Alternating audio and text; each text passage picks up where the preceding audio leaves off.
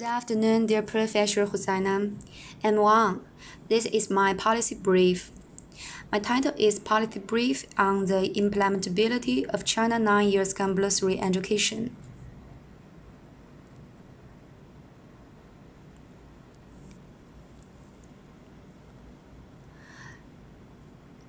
This is my introduction. This policy brief is written to the Chinese Ministry of Education. The purpose is to let the government and the Ministry of Education attach great importance to the problems that arise in the implementation of China 9 Years Compulsory Education, and to solve these problems through legislative means. The current 9 years compulsory education in China is low level, incomplete, and unconsolidated. With the rapid development of the economic and society, compulsory education has been some new situations and new problems. It is mainly reflected in the following 6 aspects, that is, problems. There are 6 main problems: insufficient funds, dangerous health and debt, arrears of teachers' salaries, school charges are serious, and some people use writing, publishing, and the distribution of compulsory education textbooks to seek illegitimate interest. And last one is education resource.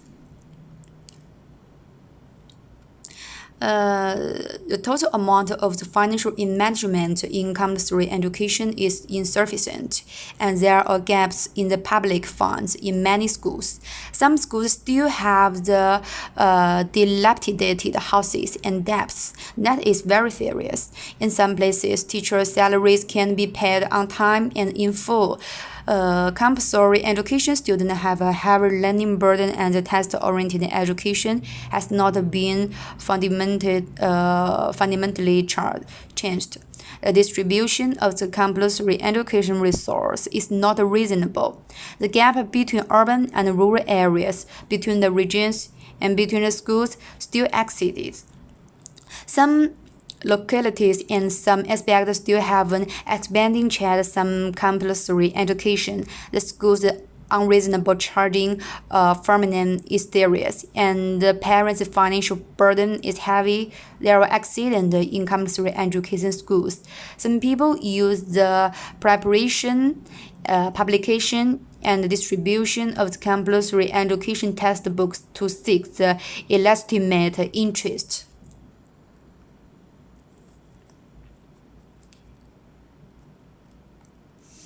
Here are 3 policy options. The first is to develop rural economy and increase farmers' income.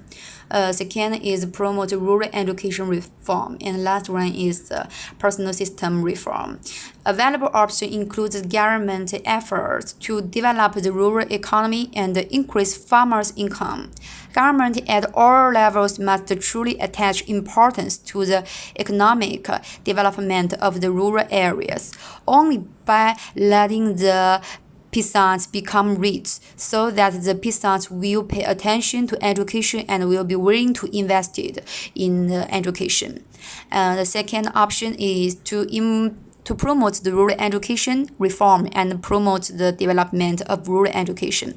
When rural primary and secondary school meet the basic requirements of basic education prescribed by the state, they must closely link with rural realities and highlight rural characteristics. And vocational education should be oriented to the employment, and adult education should focus on farmer skills training.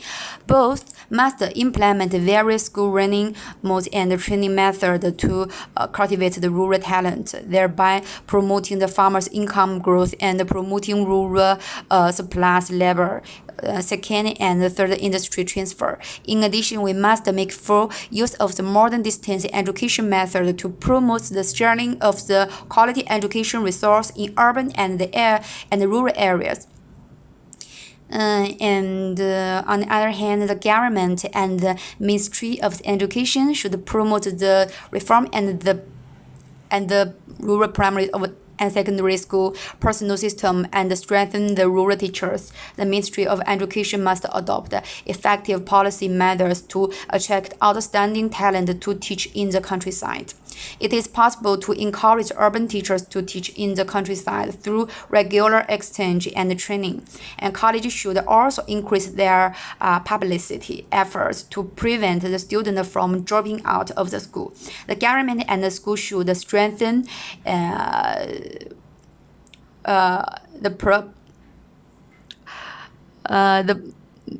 the program of the compulsory education law, especially to strengthen law enforcement, so that parents should know that it's illegal to prevent the children from going to school. The student who drop out of the school after 16 years of age can refuse to return to school.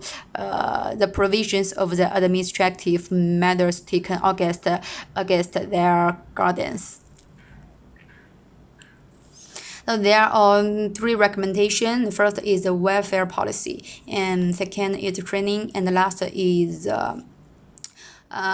propaganda.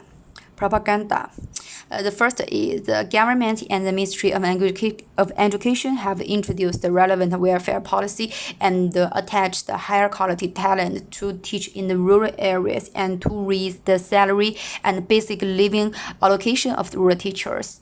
And second, the training, the government and the local Ministry of Education regularly provides the opportunity for the rural teachers to go out for training and learning so that the teachers can improve their teaching method and their skills.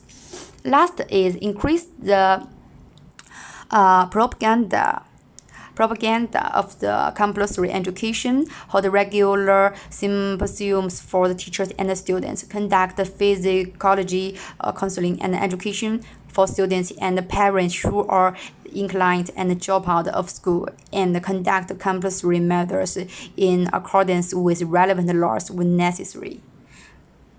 This is all of my policy brief.